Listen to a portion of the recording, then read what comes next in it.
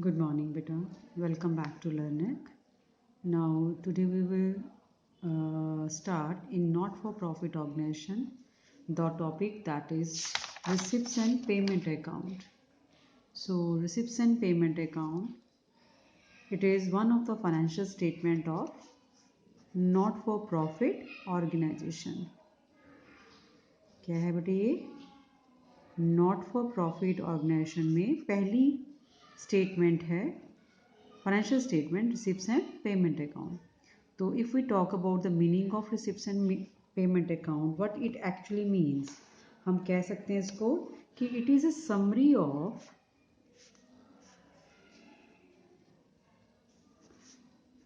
cash including bank transactions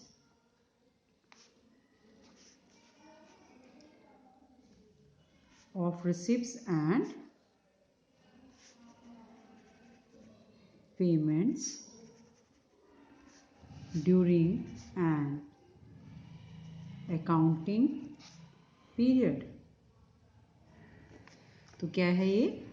Receipts and payment account, it is summary of cash even including bank transaction, summary of cash receipts and payments during the accounting period. तो कितना cash receipt हुआ, कितना उसमें से पे हुआ, banking की transaction भी बीच में इंक्लूडेड है, तो it is a summary in the form of receipts and payment account. Clear बच्चे? तो अगर हम बात करें बच्चे कि रिसिप्ट्स एंड पेमेंट अकाउंट ये क्या है, it is a real account. हमें मालूम है हमने 3 टाइप्स ऑफ अकाउंट्स डिस्कस किए थे +1 में, real account, nominal account and personal account. तो अगर बात करें रिसिप्ट्स एंड पेमेंट अकाउंट की, कौन से अकाउंट है बेटे? नेचर क्या है इसकी? Real account. ठीक है. So it begins with opening cash and bank balances और ends with closing cash and bank balances. ठीक है, of the accounting period. ठीक है बेटा. तो ये हमारा इसका मीनिंग हो गया. क्या है कि receipts and payment account it is a summary किस चीज की? Of cash and bank transaction. Cash summary of receipts and payment during an accounting period. Right बेटा. ये रियल अकाउंट है. नेचर इसका क्या है? रियल अकाउंट है. इसको हम जब बनाएंगे, सीखेंगे, इसका फॉर्मेट दिखाऊंगी मैं आपको. स्टार्ट होता है ये ओपनिंग कैश और बैंक बैलेंस के साथ, और एंड किसके साथ होएगा बच्चे? क्लोजिंग बैंक और कैश बैलेंस के साथ. क्लियर है? तो नेक्स्ट हमारे पास टॉपिक है इसका फीचर्स. ये हमारे सिलेबस के अकॉर्डिंग है. तो what are the various features of receipts and payment account. हमने अभी डेफिनेशन की, इसमें से पहला फीचर निकल आया कि it is a real account in nature. Right बेटा. दूसरा क्या है? Cash basis. Cash base is a recording base.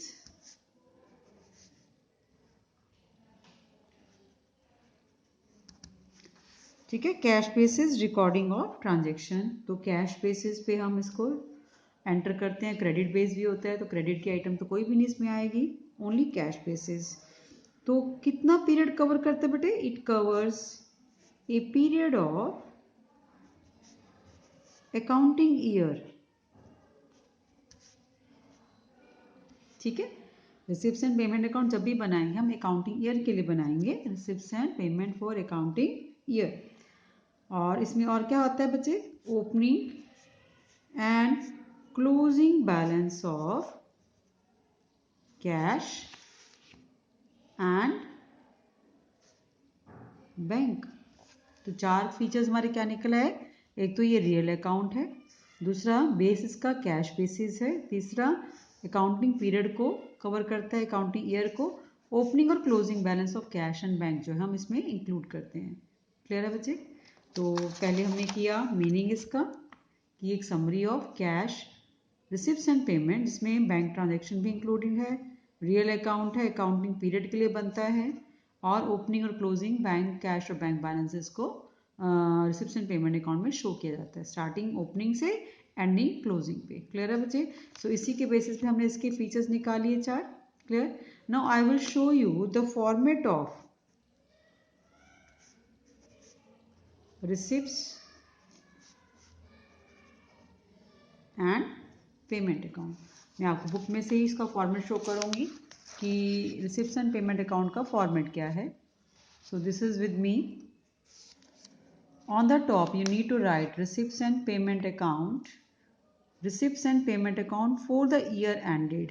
ठीक है, जब भी आपने लिखना है पीरियड दिया होगा, क्या लिखेंगे आप? For the year ended. T shape में अकाउंट बनता है आपका। Left hand side we write debit, right hand side we write credit.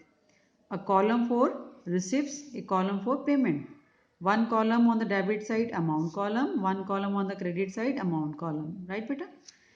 To and by, this is the normal format for each and every account. We have understand it earlier also.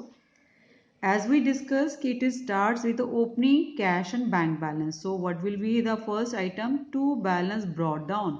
जब भी हम opening balance लिखते हैं brought down, B/D, brought down बोलते हैं इसको। तो cash का बैलेंस, अगर बैंक का बैलेंस है वो। ठीक है, क्लियर है बच्चे? फिर जितना भी आपने बेटे कैश या बैंक रिसीव्ड किया, bank balance, bank amount received किया, सब्सक्रिप्शंस, मैंने बताया था सब्सक्रिप्शन जो है it is amount which is received as a entrance fees, admission fee by the various member, from the various members by the society. ठीक है, चाहे वो क्लब है, चाहे वो स्पोर्ट्स क्लब है। सो जो भी अमाउंट रिसीव की जाती है वो सब्सक्रिप्शन कहलाती है बेटा। सब्सक्रिप्शन पिछले साल की भी आ सकती है हमारे पास, करंट ईयर की भी क्या आ सकती है, फ्यूचर की भी आ सकती है। तो किसी भी पीरियड की, जरूरी नहीं है कि हमने रिसिप्ट्स एंड पेमेंट अकाउंट में सिर्फ पर्टिकुलर ईयर, करंट ईयर लेना। No, it may be of previous year, it may be of next year, it may be of current year. तो जो भी अमाउंट सब्सक्रिप्शन की आई वो हमने यहाँ पे लिख देनी है। Someone has donated, donations generally वैसे ही दे दी, किसी ने डोनेट कर दिया पैसा, वो भी यहाँ पे आएगा।